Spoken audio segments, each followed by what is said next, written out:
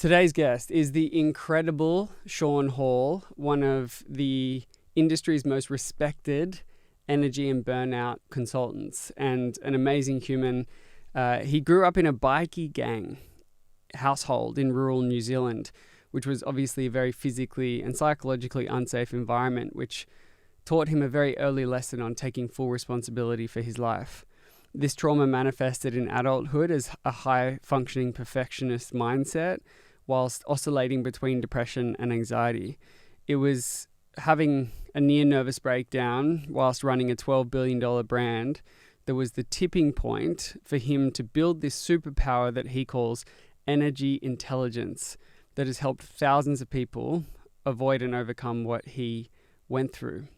Today, Sean is the CEO and founder of human and AI coaching company EnergX, partnering with organizations like the Wall Street Journal, Dell, Kraft Heinz, Meta, Google, Diageo, Deloitte, Unilever, and a lot more. He's a TEDx speaker, lectures for a global leadership program, the Marketing Academy, and hosts an online TV show called Elevate Team Performance. In this episode, you're going to learn the exact tips and strategies to avoid getting to breaking point, how leaders can help incentivize and protect team dynamics to become more healthy and sustainable for long term, leading to modern and inclusive people management styles, but also just how one single word, trust, plays such a big role in the energy exchange we give to other people, so as to avoid being energy vampires and become what he calls Energists. I really hope you enjoy the discussion that we've had here today. Shawnee, I want to start off as someone who's a thought leader and expert in helping people regulate energy. You have been to many countries to do this, worked with senior leadership teams, enormous brands. You are a burnout expert. Before I get into the tactics and tools, I think it's nice to be human. Why are you in this field? Very simply, I think it's really just to help people avoid what I went through. But if I go back even further than that, I think like right throughout my life, right from when, even as a teenager, I think there's always been a part of me that just wants to leave things better than I found them. You know, and that's people, that's professionally, like with the work I've done, whether it's been running a brand or building a product, you know, it's always been a part of me. And I actually did this assessment. It's called a positive intelligence assessment recently, and it looks at it calls your inner saboteurs, right? And mine, my top two were hyperachiever and avoider, right? And I think those I can see very much were, well, the way that they talk about those were they're sort of survival behaviors when you're a child, and then as an adult they can actually get in the way, you know, of you being healthy or having healthy relationships. And I still sort of see those coming up, you know. So as a hyperachiever, like I was rewarded by my grandparents for my academic record, right? And so even as a kid, I was like ducks of primary school. I don't even know where they gave ducks to primary school. Ducks of primary school, ducks at intermediate school, but they would always reward that. It was always very important. I was the first person to go to university in our family. And then the avoider one is really just growing up in chaos. Yeah. You know, and so not sort of wanting to be invisible in many ways and not contribute to that chaos. Yeah. And so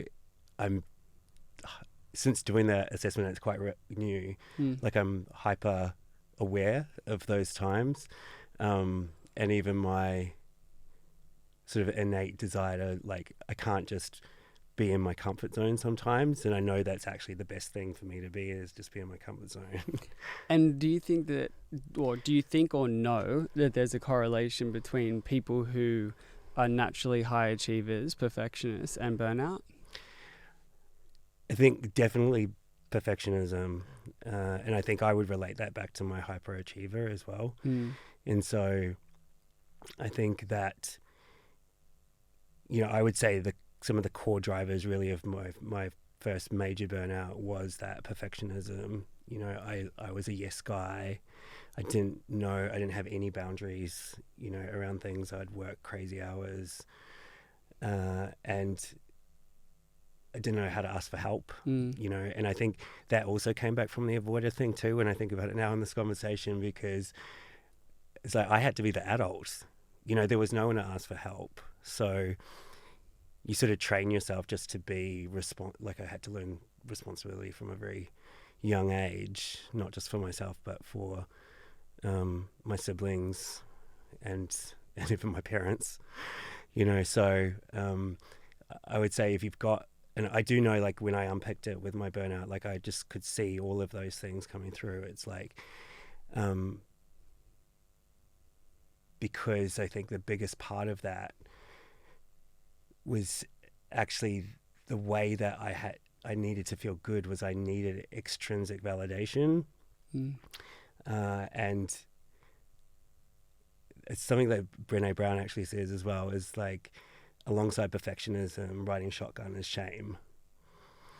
Right? And so I think that need for external recognition was what was driving those behaviors, because I didn't like myself. And so I think probably behind any sort of burnout behaviors, any unhealthy behaviors, there's going to be some gaps in self-love, I think. For sure. If you're pushing yourself to a level in which your emotional or physical health declines so as to achieve an outcome that is so important, there has to be a payoff so great in the form of validation or self-worth that it's worth almost losing everything for. What you kind of just touched on, one of them, if not maybe the biggest one, being a lack of boundaries. What are some things that make people predisposed, perfectionist tendencies, lack of boundaries, to burnout? What else?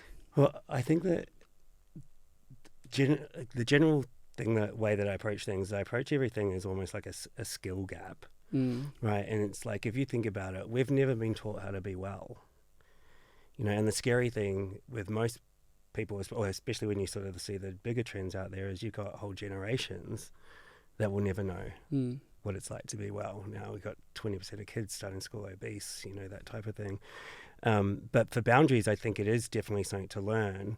And a lot of people can't actually articulate to you what their boundaries are. And it's not just emotional boundaries, it's even things like technology. When do I put that phone away? When do I restrict my availability? Because I sort of it actually reminded me too, actually, of this conversation I had I was on a scholarship program, and I got a mentoring session with Dr. Simon Longstaff, who's the director of the Ethics Centre. His job is like to be the moral compass of Australia, basically. Like it's nuts. And this was back in, it's probably about would have been 2014 or 2015, and I was really noticing at work, because I was leading brand strategy at Telstra, and so my job was to look into the future and see what value technology could bring. And we just had this random conversation about how no one said, everyone would just seem to start saying, like, you say, how are you? I'm busy, right? Yeah. And it's like, it just felt like there was a tipping point, like a moment where that just suddenly happened every time I got into a lift. And it really just started to get me thinking about my own experiences of needing external validation. It's like, if I'm available and my boss sends me an email at 10 o'clock at night and I respond, like, it's almost like, oh, they care about me. They want me for something. They value something. And obviously that's actually not necessarily the reality. And it's a complete lack of boundaries going on. There are a complete lack of respect of boundaries as well for people's personal time. But what I was seeing around that time as well was that we were really starting to see the first stages of how negatively technology was impacting people's well-being. And I actually wrote a brief called Switch Off for Telstra, which of course went down like a lead balloon. But I really passionately believed like that was our job as well, was to be responsible for the well-being of our customers. And I actually think every brand should be a well-being brand. Like if you are not leaving people better than you found them, regardless of what brand you are, then what value are you really bringing to people's lives?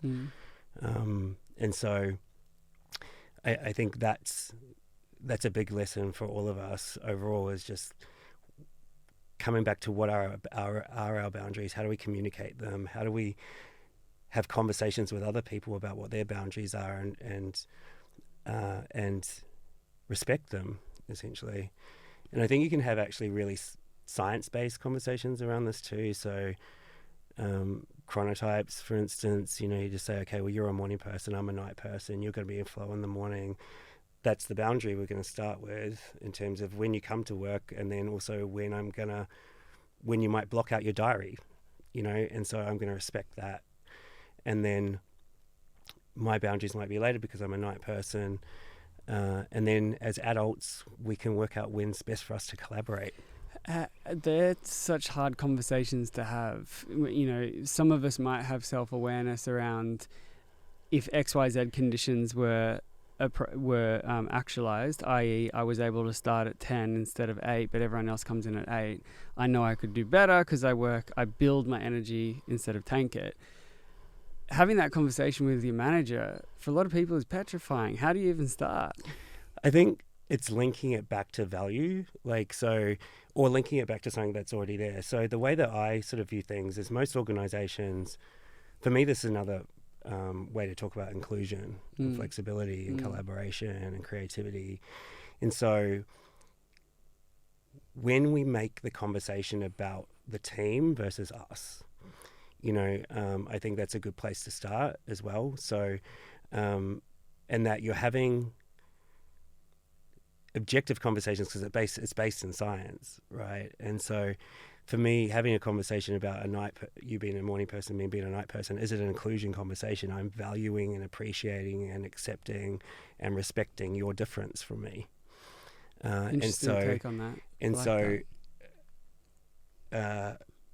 most organizations should be having some sort of inclusion and diversity policy. And so I think that's one of the things I've tried with the business very much, is not to make well-being another thing, but to show how it's in service of these other things that we already value. And because it's always one of those conversations where it's like, when is the best time to focus on your well-being?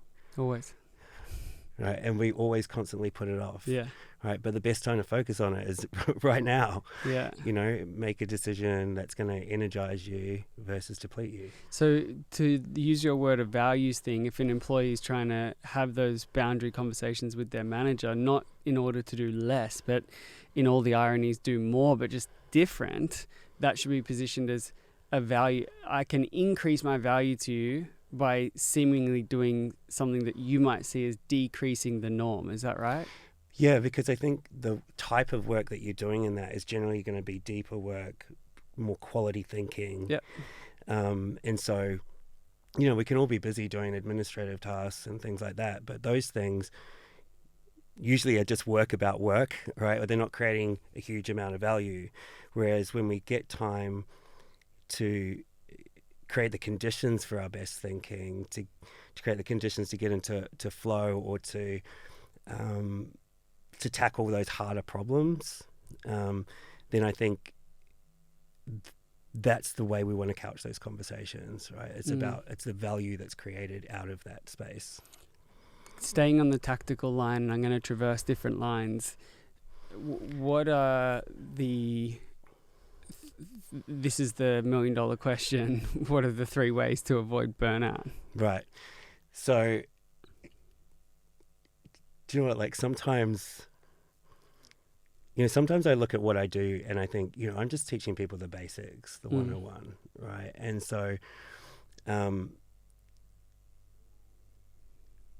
if I was to say anybody with basically no money, where would they start? There's 3 things that I get them to do. 1 is focus on sleep. 2, because it's a survival rhythm that becomes a performance rhythm. And I believe as humans, we're designed to be in rhythm, right? It starts with our heart rate, it starts with our breath, then your circadian, your sleep rhythm. And then when you get good at those, they become performance rhythms. The second one is just hydration, so we know just a little bit of dehydration is going to impact how you think and you feel. So literally reframing that glass of water is energy. And then the third thing is gratitude. I just think just that those little moments where we pause, and the way I like to think about them, I call those moments of joy or gratitude, I call them little shimmies, Yeah. So that's my thing, right? Like I just think we deserve a life that makes us shimmy. Yeah. And so the more that but we don't get that by magic. You've got to pause, be present, to those things. And I know that, definitely in my darkest moments, it's been hardcore gratitude that has got me out of like spirals. And so those are the basics, right? I just say and it's funny how little, so I ask about gratitude in all of my assessments. I've assessed thousands and thousands of people, and it is of the 17 questions I ask, it's the one people value the least. And it's so powerful.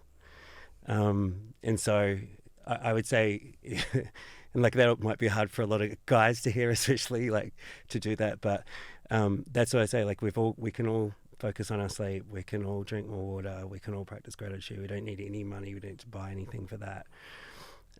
Just before we move on to the more advanced tactics, I just want to underscore that. So essentially what we're building there and what you're saying is that by being grateful, you will have more energy. Is that essentially the logic chain? Yeah, because the thing is, if we look at the neuroscience and the psychology of this, it's our brains are hardwired for the negative, right? Yeah. They're big time, 5-to-1. Yeah. Magnets for the negative, Teflon for the positive. Yep. We need to practice those things, but we know that they're such powerful disruptors as well when you do that. It's impossible to feel bad when you're practicing gratitude, to feel bad definitely impossible to feel bad when you're shimmying, right? And even other people will find it hard to feel bad when you're shimmying in front of them or beside them, right?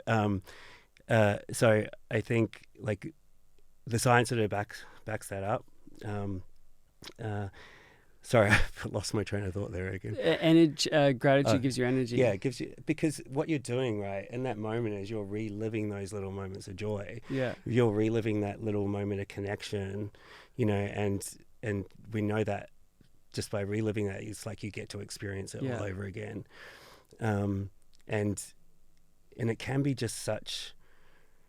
I do think it's all about connection as well. When I was at Telstra, we did this amazing piece of research around what connection meant to people, and it came about in a really weird way as well, because when I took over the job, I sort of just got handed this brand book and just said our essence is connection, and I'm like, okay, where did that come from? No one could tell me.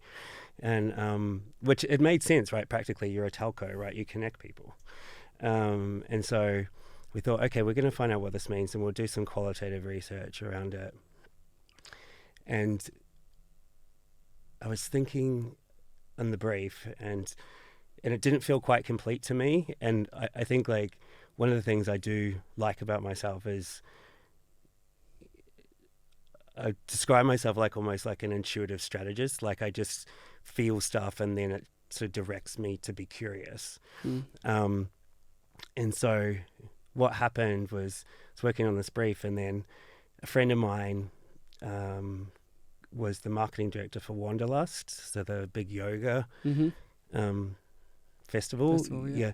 And it was the first time they had it, and they had it in the Domain. And I thought, I'll just go along. And I was thinking, there's going to be 20 people in the Domain doing yoga, right? And there were thousands of people there. And I went with a yogi friend of mine. I'm like, what the hell is going on here? And I said to her, and I remember this conversation, we were watching this guy, Duncan Peake, who is a yogi. And I just said to her, look, there's something going on here right now that needs to be in my brief. And she says, what's the brief about? I said, it's about, connection. And I'm thinking about practical, functional connection between people. And she's like, well, this is about being connected to yourself. And I still got goosebumps just like thinking about that just then. I was like, that's exactly it. And so I put it into the brief. And essentially what came back was people had to keep a journal, right, of all the times that they felt connected. And essentially what they all created was a gratitude journal. And it's the first time we've ever had people that are in a research project thank us for being in this research project.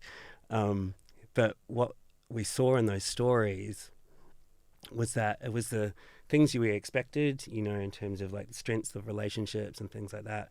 But what we saw was that even tiny moments of connection, random moments of connection with a stranger, like when, say, you're on a train and you see someone do something weird and you both share a knowing glance, and have a bit of a joke, you never see that person again, but that gave you a little spark of energy, and that's so important for our well-being, all those little serendipitous moments as well. And then what we saw was definitely connection to someone's self. And I feel like so many of us are disconnected, from ourselves. How do you connect to yourself? Being present. Okay. I think through meditation? I think you can find lots of different ways to be present. I'm not a big meditator. Like if I'd say like my meditation is lifting weights, like just being there in the moment. I'm always being very kinesthetic. And so I think like sometimes people think that it's very woo-woo, all this stuff around mindfulness and meditation and things like that. But I think if you can find your own version of just being there, present, whether that is, something sensory, like doing art or pottery or using your hands, or whether it is a form of exercise, whether it is meditation. So it's getting out of your head and coming back into your body. Absolutely. Like I use that, and I say that's the shortcut. Yeah. Anytime you're in your head too much, get into your body, get into your senses. Yeah. And so, I think that's really important, is being present. Yeah. And that's what we saw as well as sort of an extension of that research, was people feeling connected to something bigger than to themselves, whether that was spiritual, whether that was nature. Yes. And so, it was really enlightening. And what we also found was that those moments, it's almost like there's a line in our well-being where it takes lots of these little moments of connection to keep us above that line. And then we have one moment of disconnection, and the impact is like so disproportionately crashes us right back down. And so, and you can see that in lots of different ways, I think, in lots of different contexts. Yes. And so it's super important to keep those little moments, I think, or to make those little decisions. 100% agree. And so we're kind of building this frame here. We've got the sleep, hydration, gratitude, connection. Keep rounding out that pie for me with a few other tactics. Yeah. So I simplify things down even further. Like, so if I basically say, like, in every moment you're making a decision, right, making millions, probably not millions, but thousands of decisions each day. Each one of those decisions has some energy attached to it. Like it's like laws of physics, thermodynamics, right? So you can either choose to make a decision that depletes you, and so I call those energy vampire decisions, right? And so you make enough of those, and you're probably going to become an energy vampire to other people as well. And I think often with our well-being, it's like paper cuts, right? We make all these little tiny things that are just little energy vampires, but then suddenly you can't get out of bed one day, right? You're just tired, exhausted, burnt out. Or you make what I call energist decisions, right? And I just say an energist is someone that expands their energy and the energy of others. And I actually, like, this is my rose-colored glasses view of the world, but I actually think as humans we want to be energists. Like, we want to have a positive impact on the people around us. We don't want to be energy vampires. No one wants to be known as an energy vampire. But we all are, either to ourselves and often we'll be giving our worst energy to the people we care about the most. Oh, yeah, we see that a lot in the workshops that we do, is people going, wow, I'm not connecting with the people I want to connect with most, because for whatever reason I take them for granted. I'm scared I'm going to say and do the wrong thing. The stakes are higher, and the result is the opposite of what you're looking for. And so I guess the $1 million question following on from that is, well, how do you make Energist decisions better? Like, what's the one thing you've seen in your research that enables you to not be a vampire? Yeah, so I think, so I always start from the position that, you know, we all want to be Energists, right? So what is getting in the way of that? And the first thing that's getting in the way of that generally is awareness, right? So a lot of us have never been asked or thought about perhaps how our relationship with ourselves impacts our well-being. You know, we've not been taught how to deal with self-talk or imposter syndrome or whatever that turns up, however that turns up for you. And so being aware of that in the first place, getting off autopilot. And I think one of my actually favorite researchers is this woman called Dr. Ellen Langer. And she's got one of those like awesome podcast voice, which is hopefully what's happening here. For sure. For sure. And she studies mindlessness, right? And she had been studying it since the 70s, so well before like mindfulness was trendy. And she has this beautiful human insight that we live mindlessly, virtually all of the time. And so being present to all of these decisions is really important, first of all, and then being aware. And then I think what stops people sometimes is just confidence, I think. You know, like with any skill, often when we don't feel competent, at least, you know, we don't try, right? And so feeling like I know what I'm doing. And I think when it comes to well-being, just so it's overwhelming. You know, where should I start? Just even nutrition. It's like, should I be paleo, keto, vegan? You know, like, it's like, where's the place to start? And so I think like that confidence is a big thing. And then the third thing, which I think gets in the way, is just that we don't value it enough. You know, we all know we should eat well, move, sleep, drink water, but we don't. And until we can really intrinsically unlock something visceral in ourselves that's so important that we do look after ourselves, then we don't. And you know, the irony being that we value well-being most when we're unwell. Yeah.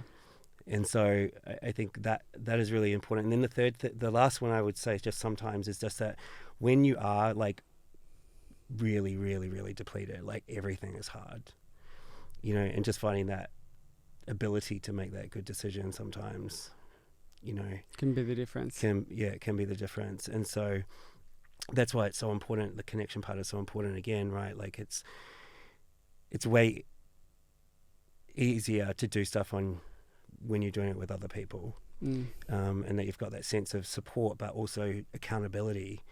You know, like I think if accountability is missing, you know, from the support, then often people might just stay where they are.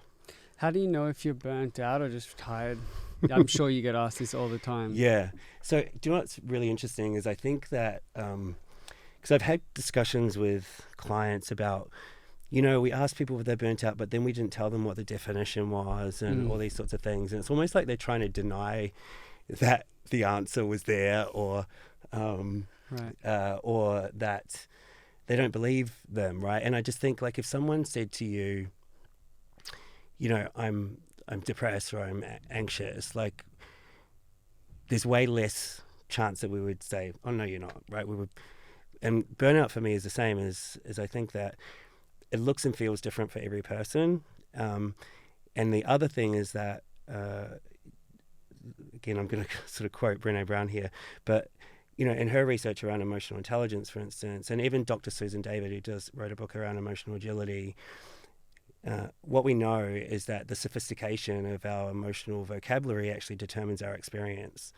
And so if the only word that you've got to describe feeling exhausted is burnout, that's your experience, right? And so there's no point in arguing whether it's your definition of burnout or not, because that's their reality. And so that's why I think there needs to be much more investment in emotional intelligence capability. And for me, that starts with the level of sophistication of your vocabulary. What are two interesting words that you have found to be descriptive and helpful when trying to articulate experiences that feel similar to burnout? Yeah, that's a really good one. I think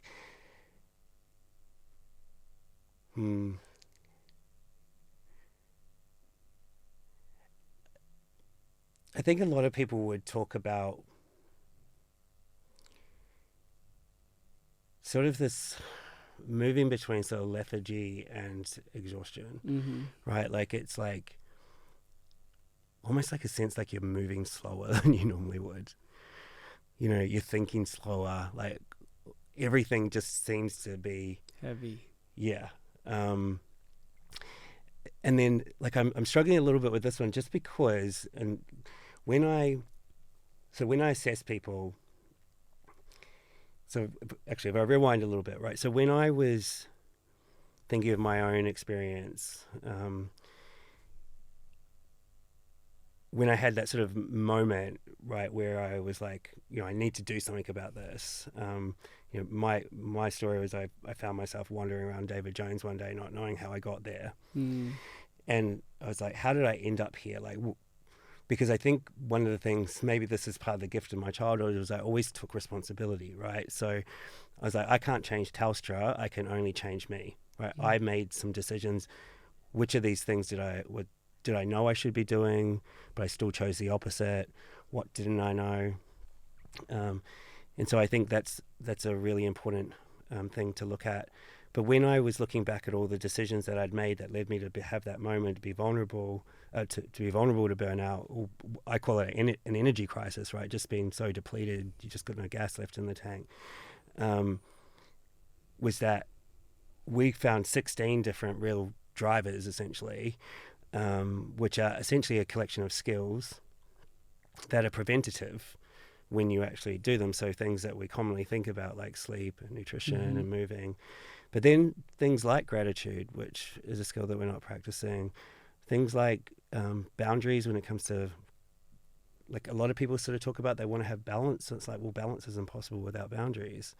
Do I know what I'm good at, right? Because when I feel competent or an expert in something, like that feels good, right? Because you're creating value, or I feel like there's a sense of meaning and purpose in what I do. And I think that's one that I would probably add to our circle there, right? Like I think we all need to contribute to something. I think there is a dominant narrative sometimes around purpose and stuff that we all need to be changing the world, you know, and what I just say is like, just start with your world. Yeah. You know, because when you start with your world and you feel successful, you feel like you're being an energist to the people that you care about the most, that fills you up. And then you can consciously choose whether you want to make your world bigger or not, you know, and it's okay to have a humble world, right? And if you want to be out there being Mandela or Malala or something like that, that's cool as well. There shouldn't be any judgment between that, but start with your world first is sort of what I'll say to people, because if you can, you know, just leave one person better because you were in their life, like that's meaningful enough, right? Like it doesn't have to be the scale. Absolutely.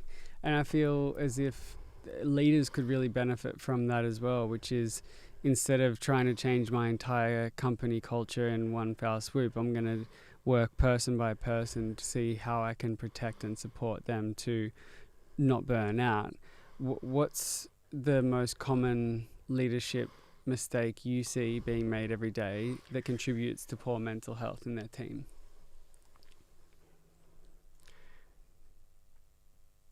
So I'm going to use a quote, a Kiwi biochemist, this woman called Dr. Libby Weaver, and she wrote these books.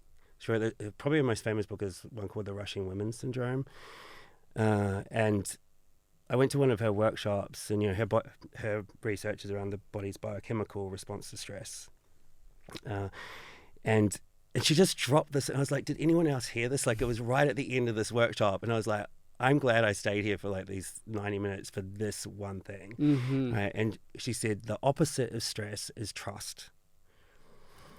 right? And so I think if you can, and trust comes with so many things, like safety essentially is a big part of trust. And I think like as leaders, it is those little moments, like you literally have a choice in every moment, whether it's a conversation, whether it's just like walking past someone, or it's like supporting them in a presentation, whatever it might be. But you have an opportunity, even in the toughest conversations, to actually leave that person feeling more motivated, right? Better in some way. And sometimes we, I think you're sort of right. Like sometimes we make it feel like it's this big, complicated thing. But ultimately, it's all these little moments that add up to that. And I actually think the best organizations, the best places to work will be the ones that create experiences for their employees. They're like an antidote to the outside world. Right? So like we know that we've got these macro trends around uncertainty and anxiety and, the list goes on. And if people can come into your place and feel like they are safe, that they have a sense of trust, not just, and I think like what's really important here too is that often in the conversation with psychological safety and trust is we focus on the interpersonal. And I think it's so important to actually help people trust themselves, to be, and so when I actually pose that question in pretty much every one of my workshops, I say right at the start, what's the opposite of stress? And everybody says what you'd expect to, everything from calm and contentment and joy to ice cream and chocolate. Yeah. And then, I come in at the end and I just say, it's trust, right? And what that means is just being able to ask yourself, what do I need to do? Who do I need to ask? Right? How do I need to behave right now to be able to say, I've got this? I've got this. And then as a team that we've got each other. Because the person that we all need to trust the most is ourselves. It's a good discussion, and I've recently been having a conversation with my team lately, and there was some small project that came up, and I joined this call, and we were all discussing how we might work through it. And I got like right into the details, and I ended up sharing my screen and then taking control of this spreadsheet and started like typing in the spreadsheet. And one of my staff members called me back after, and they're like, I love how proactive you are. I'm kind of summarizing and shorthanding this, but in a really compassionate, articulate way, made me believe it was for my benefit, but it definitely should be for theirs. You need to let go a little bit. And I think what she was actually asking me for, and what the Excel spreadsheet, me typing in it, represented was, please trust me. And I think sometimes leaders think they're being helpful by diving in, but they're actually breaking trust. Yeah. And like what I would say, like in this scenario, like just to not be too hard on yourself, is like the fact that there was enough trust for her to have that, give you that feedback in the first place, shows that. In all the ironies. Well, the thing is too, is like sometimes people will like I think a big part of trust is giving people credit, benefit of the doubt, right? And so that behavior might not be your general behavior. Do you know what I mean? Like, so sometimes we will act out of character, I sort of call it. Like there'll be something else going on and we just like, or we're usually moving too fast. Yeah. But to your point, helping is not always helpful. Yeah. Oh God, put that on a cap or something, a t-shirt. Yeah, helping is not always helpful. I love that. Yeah, it's a much more eloquent way of saying what we say in our workshops, which is connecting is often better than fixing. It's a different definition of helpful, but sometimes much more effective. Totally. And I mean, I had to learn that the hard way as well, because I think it was one of those moments that I had in my own leadership journey, which was, I had such an amazing team when I was leading the brand team at Telstra, and we got to work on extraordinary things. We got world records. We supported James Cameron to go, down in his submarine to the deepest part of the ocean. Like there was just nut stuff that we did. Really cool shit. Yeah. And like I saw, my team was the most awarded. Like I designed it that way. Every quarter we would get an award, right? Wow. Because I knew the system. Mm-hmm. And so I thought, how great a leader am I? Because my team get to work on all this amazing shit, and we all get awards every time. And then we did a 360 assessment. This one called Leadership Lifestyles Index, and it was, I got feedback from my peers and I got feedback from my team, and then the questions were asked of me as well to see the gaps between my self-awareness and how other people perceive me. And my team thought it was all about me, and like that was like devastating for me. You thought it was all about you? They thought that the reason that I was doing all these things was about me. It wasn't about them. Oh, I see. Right. And they were right, because that was my perfectionism. That was my need for external recognition, that I designed it that way. And I didn't care like that my peers thought of me like that way, they're just jealous, obviously. But for my team, I really cared. Yeah. And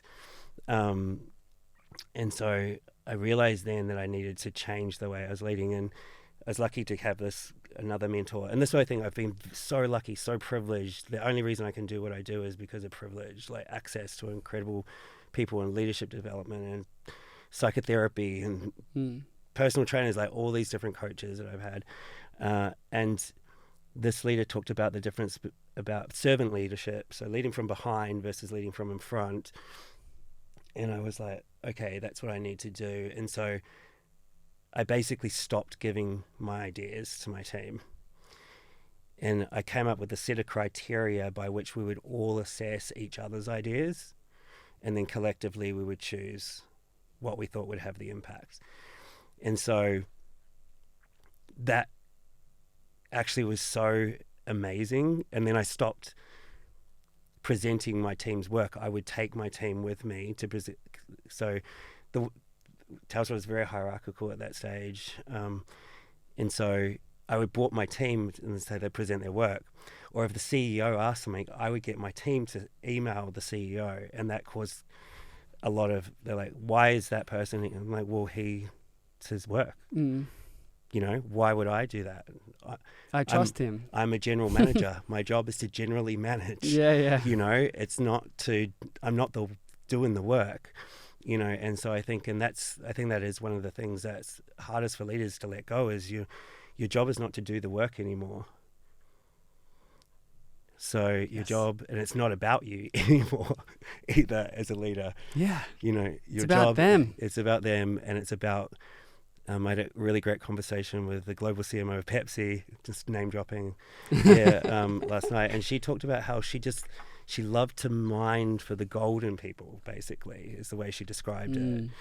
And she's just like, she just loved to find, and she would love to design a job around a person versus expecting them to fit to this box or the corporate culture or something like that. And I just thought that's, I probably wasn't as sophisticated in my thinking around that, but it was just about creating these criteria and getting out of the way and trusting them, and then agreeing when I needed to be involved. So I was like, okay, I need to see the brief. I need to see, the first sort of concepts that come back from a marketing perspective and the final stuff. But we've agreed that this idea is going to we all believe in this idea as a team, and the team would coach each other first of all with because they all knew that everybody's ideas were being assessed the same way, and so they would test that on each other before they came to me. So it was easy. Like I was just basically ticking boxes at the end because I knew that they had put so much into well-oiled machine before they actually brought it to me. One of the things you just said that from the Pepsi CMO is I'm trying to mine the gold out of people. What I love about that most, and I think a nuance in that expression, is that there's an assumption that there's gold in people to start with.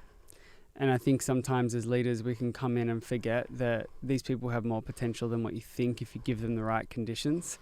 And I think that ties beautifully into the burnout equation, which is that why aren't we going in asking what are your best conditions first, as opposed to what we usually do, these are our conditions. Yeah. How is anyone supposed to grow their most fertile metal in a soil that is not conducive to their growth? Totally. Yeah. And I use that language a lot as well, as you have to have conditions, and then you have to have the behaviors, right? Essentially. And so, and often that can be a way too of actually showing that in many ways it's well-being that creates the conditions, right? So we know, like I've done a lot of pro bono work, as you have, with creative people, you know, and I sort of got obsessed in that about the links between creativity and mental well-being and inclusion, and spent a lot of time with Professor David Allais at Sydney University School of Psychology, who's a neuroscientist and psychologist, and you know, it is the well-being behaviors that create those conditions for us, for our default mode network to do our divergent thinking. You need to feel safe. Anxiety is crushing for our divergent ways of thinking. And then I think what we found as well is that depression is almost crushing for the convergent, because it sucks the life out of you so much that it's like almost like the best ideas are left on the table, because it's so hard to sometimes it's easy to have an idea, but it's so hard to bring an idea to life. God, yeah. It's, any entrepreneur will know that, right? And then you think you brought it to life, and you're like 1% of the way there. So I think it's really important. And even in the context of, say, organizations, with the way that I work is, there's always a lot of focus on capability, right? So learning new skills in order to drive outcomes, but there's often no focus on capacity, you know. And this is, again, is like, if you're sleep deprived, you can't even make new memories. So spending money on someone's development when they're sleep deprived, they're unwell, they're burnt out, they're exhausted, it's just wasting money. Yeah, the well-being and performance correlation in businesses is like the penny's still slowly dropping, that it's so correlated. So your personal experience very much informs what you do today, and I think that's a really good thing, because it enables you to not just be a teacher but an experiencer with the people that you're bringing on this path to well-being. Do you think that you can have can you be burnt out and experience a mental illness at the same time, like depressed and burnt out, or are they cousins? Are they the same thing? And can you tell me about a moment where you're like, this for me is rock bottom and I don't know how I'm going to get through this? Yeah, so burnout is a depressive experience. So it's like a bit of a Venn diagram, you know, crossing over with that. And I think because you will see people's moods affected, perhaps not, and I think like things like irritability and things like that turn up a little bit more. Like I sort of joke, you know, it's the little things that normally wouldn't get to you. So like when someone doesn't change the toner in the photocopier, or you know, and so you just throw your toys, right? Yeah. Because of that stuff, normally you'd be fine, right? You might joke about it. And so I think knowing those sorts of things, I think like what I would say is that what it does, I feel, is that it opens the door for being vulnerable to other things. So whether that is, so I've had, you know, this is the joy of the entrepreneurship journey too, I think sometimes, is like, you know, I've probably had 3 moments in the last 8 years where, you know, this sort of been it's almost like the business is trying to transition in some way, right? And so in startup land we talk about product market fit, right? Like you're trying to, and no one tells you how painful that process is, right? So which is essentially about trying to find an intersection of value, what you believe is valuable, and what other people are prepared to pay for. You know, and that is, you know, still that's a problem with well-being, right? The results that well-being practitioners deliver should be much better paid than what they are, because they first of all, they're sustainable, right? So the return continues and continues for years once you teach people these skills, because they're life skills, but they also can immediately impact the productivity or the output of a team. So I think there's that part to it. But I have found that those moments where I'm going through transition, I have been pushing myself further. I've perhaps not been the best, you know, role model for even what I would say to my people. And I think that's also still a very human place to be in. You know, sometimes you just got to push a little harder to get to that next place, you know? And so, but if that is sustained for too long, then like I've had moments where I've just had, and I can sense it coming. I had one earlier this year where I just felt this accumulation of stress over a few months, and then I had a panic attack, you know, and it's happened 3 times, and in these moments of transition. But it's almost like that's what my body needed to do. Yeah. Right. And get a sign so acute that you'll listen. Yeah. And also just to get it out. Right. Yeah, like, so express it. So, yeah, I was, because this year I had this weird experience where I was doing a capital raise and people wanted to give me money to help me scale my business. And I just started to almost become paralyzed with procrastination on things, because I felt so incompetent about everything that I was trying to do in that phase of the business, because I'm having to talk about the value, like not just how much, like whether this workshop's going to have an impact, but does my business, does my whole life that I've created have any value, you know? And like those are really fucking confronting conversations to have with people that are often emotionless, right? And they're just very rational.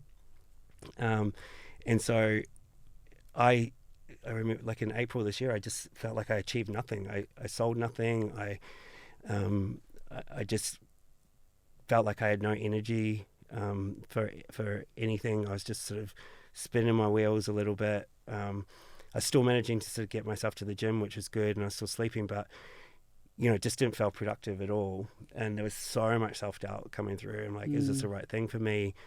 And then a friend of mine said, I'm going to be your accountability coach, and just create a list for me about all the things you got to get done.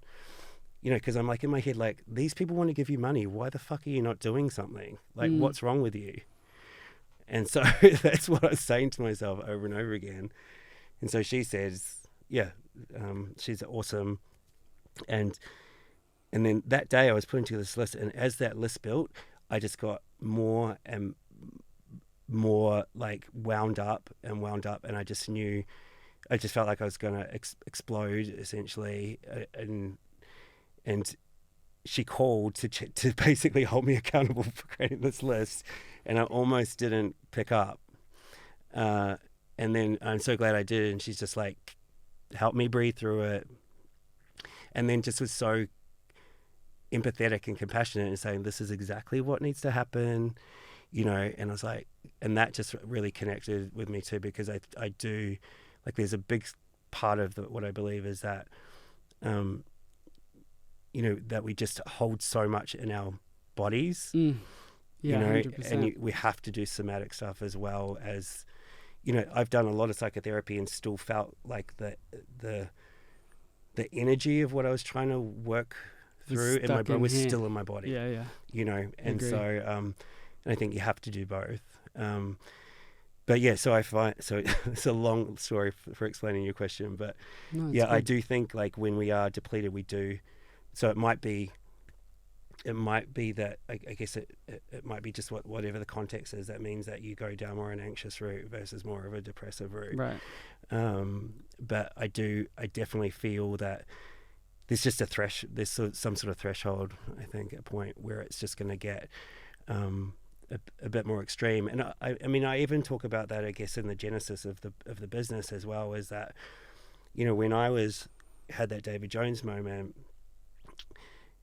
in this back in 2011, and when I was looking for resources to help me get well again, I couldn't find what I needed because everything focused on depression, anxiety, suicide, addiction. I'm like, that's not me. I got no gas left in the tank. I know that I'm going to be a gold star candidate if I don't do anything, but I need to sort of work on these preventative behaviors first. What is the number one thing in one sentence no pressure that you would encourage companies to prioritize when it comes to building a culture of the future? I feel like you should have submitted this question to me Earlier. prior, so I could have written it out a few times. I just want to know what's in your gut. Yeah. Look, I do think it comes back to just leave your people better than you found them. Brilliant answer. You know, overachieved. Yeah. You know, I think you can, and then I'd say the corporate thing of that is treat collective well-being like a strategic asset. Invest in it as an asset. Yeah. You know, because you build it, you sustain it, you measure it, and the thing with that too is that we know that, you know, there's another woman, I forget her last name, her first name's Heather in the States, so she does this work. She called it, I think she's changed the name of it, but she talked about this human capital era, which is essentially this transition that we've gone through in the economy in terms of where value is created. And so it used to be tangible assets that created value, but now 90% of the value created in the world is from intangible assets. It's from people. It's from brains, right? I'd say to my clients, do you buy brains or biceps? Right. So, you know, if you buy brains, then you need to invest in those brains being well, because that's where all the value is coming from. That is very true. I am honored for some of the clients I work with, just how much they care about you people and their people, and you can totally feel when you're in the presence of someone who gives a shit. And you know, that's the hard part to coach though, because people want tell me the A, the B, the C step, and sometimes the best answer I got is you change your internal belief system and structure to be one of like service and compassion and patience and understanding and presence, and people will just feel it way more than they'll see particular behaviors or words.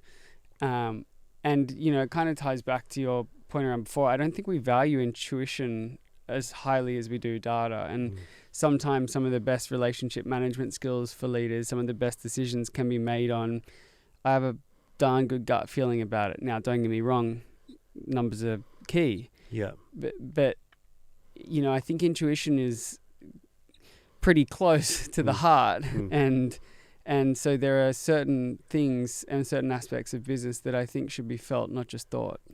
100%. And I think there's it's almost like your heart knows first, then your gut, then your brain. Yeah.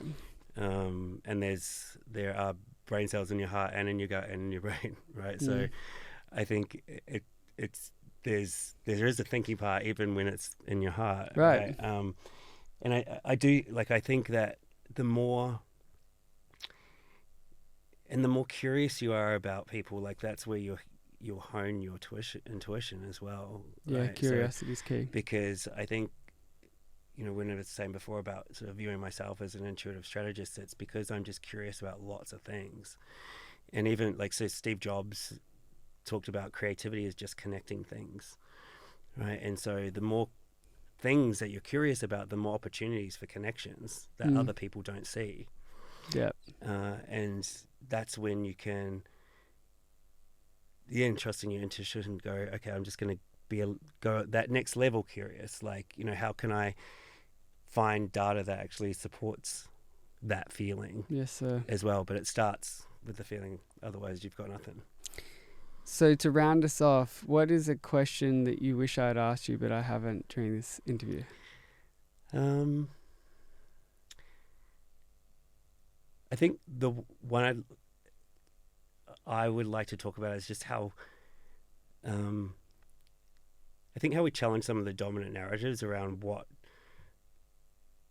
some of these experiences look and feel like to different people. So, like, for instance, you know, we talked a little bit before about burnout being different for each person. Like, same if you were experiencing your experience of depression would be different from my experience of depression. You know, when I assess people for burnout risk, you know, we're looking at 16 different drivers essentially. You and I could have the same collection of drivers, but we might have them at different intensities.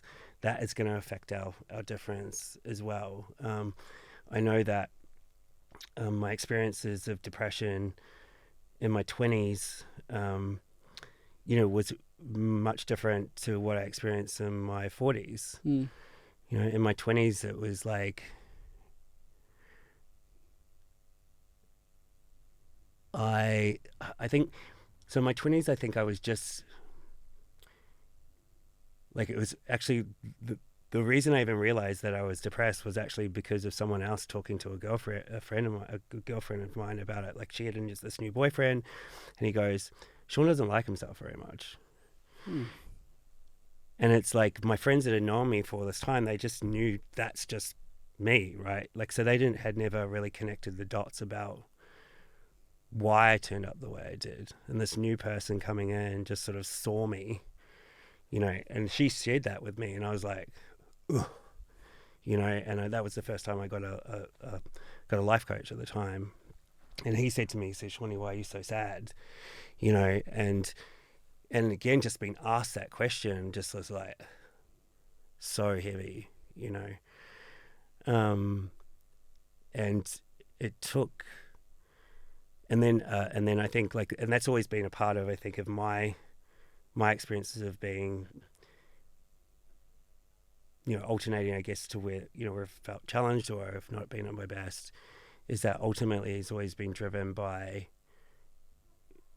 my own belief in my own worth, or whether I like myself, or and I think it's been something that I've had to continue to work on.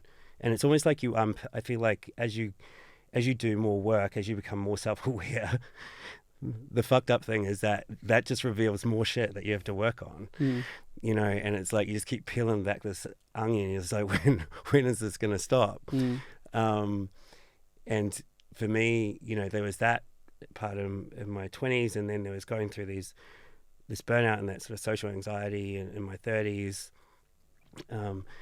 That was then why these behaviors there in the first place. So in my 20s we didn't really touch on that so much. In my 30s we touched on that, and then as I got into my 40s, I think those behaviors were still there. I still needed external validation. I still wasn't, I wasn't really in healthy relationships. And I think the sort of final straw was, I was in a relationship where he just would intentionally sort of do things to emotionally hurt me. And I realized it was weird, because at the time I was like, I knew why he was doing it, because he didn't like himself either. So you just got two people that don't really like themselves just hurting each other. Like, it's not it's not much fun. No. And the weird thing was, like, I wanted to help him, and like we even went to psychotherapy together and stuff like that. But you can't change another person. No. Right? And so then when we finally broke up, like, I just threw myself into work, and then I had a trip planned to go away, and there was part of me that just intuitively knew that when I went on this trip, shit was going to happen, and so I went and saw a psychotherapist, and I said, "Look, I know that when I'm out of here and I've just got clear space, I know my brain's just going to do something." Like, I just sort of could feel that it was coming, and so we did some work, and I'm very, like, whenever I've done lots of therapy, lots of coaching and stuff like that, but I do it in chunks. So, like, I've always been very purposeful. Like, I like to, like I said with the goalpost, like, I need an outcome that I'm working towards. I don't want to just go for years and years and years. Like, I need to have something to that. And I turned up and I was like, I'm not quite sure what the question is I want to answer yet. But it'll come to me. And then I think it was like the second session, and I remember sort of driving in the car, and I was like, okay, that's it. And I went in there and I said to her, I want to know if I'm lovable, right? And I could see her actually go, like, like, because I was just so matter of fact about it, I think. And it was because like it's one of those things where like in your like rationally I knew I was, but I didn't believe like in my body in my beliefs like it wasn't there. And so we did the work. We did some work with her, and then I went on this trip, and then I went out one night. It was really at a party. It was like Pride, New York Pride, and the strangest thing. And I just saw someone dancing that looked like danced like him. It was so weird. And then I just went into this, like I just started weeping, basically. And then I just went into this hole for like 3 days. And my friends were like quite worried about me. And I remember like just I couldn't be in these parties or anything. I was like, I need to get away from people. And then I went for a walk through Central Park one day, and I was just like, I can't feel like that little boy anymore or again, you know. And it was just really intense. And I started to have, and I sort of, I was thinking, like before we were coming here, I was thinking about how to describe it, and it was like, it's almost like the only way for me to describe it is like almost like depression attacks, you know, where panic attack is like this, you know, frenetic thing, whereas this depression attack would be almost like I would just, like with like a moment's notice, just spiral into this really, really dark place and just be like, you know, I've had enough. And then the only thing that would get me out of it was gratitude. Like it's the only way I could disrupt it. And then for some reason, I designed it this way as at the end of the holiday, I think probably because I was just trying to, for tax purposes, like write things off.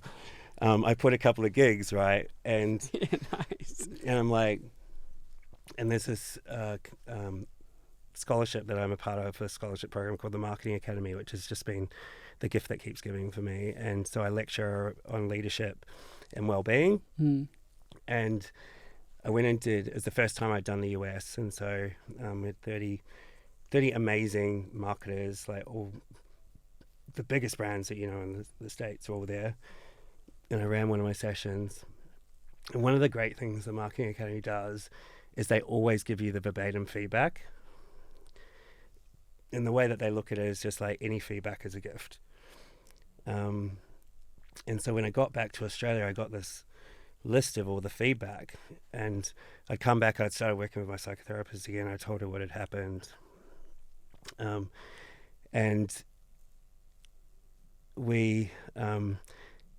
was going through the feedback, and the feedback was just so amazing, right? And but there was the very last piece of feedback.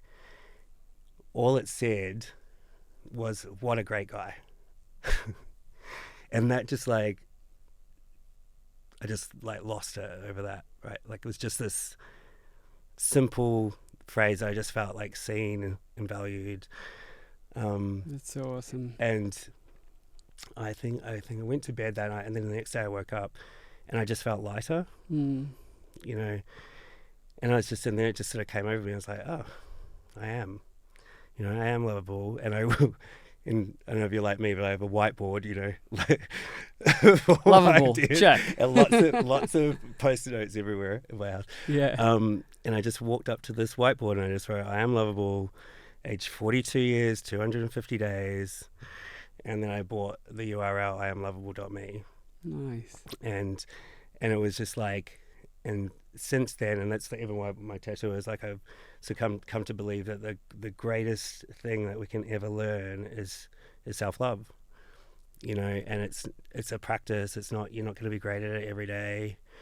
But for me, it comes back to the energy vampire Energist, right? Every time I make an Energist decision, whether it's spending time with people that I value, whether it's putting good food in my mouth, you know, or going for a walk, going to the gym, those are all acts of self-love.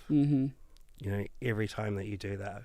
And so it's not woo-woo. It's just really simple behaviors, small behaviors that cumulatively add up, to our overall sense of well-being. But it's something that I haven't heard. I feel like sometimes we just have that dominant sort of narrative that, depression looks like this, anxiety looks like this, burnout looks like this, and it's such a individual experience.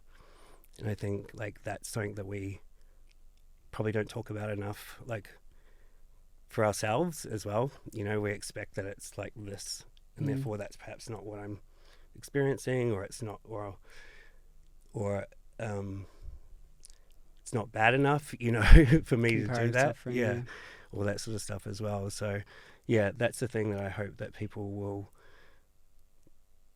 acknowledge, I guess, in themselves, and then just educate ourselves in terms of the best way to express that, the best way to know what's going on. What a beautiful place to leave it. And I think the message there being, when you forget who you are, maybe ask the universe for a reminder, because that one comment probably changes the trajectory of your life, or at least that chapter of it. And that one of the ultimate tools that will give us burnout resilience seems to be exactly that, self-love and compassion. Because when we have that worth and that esteem underneath, I think we can take a lot more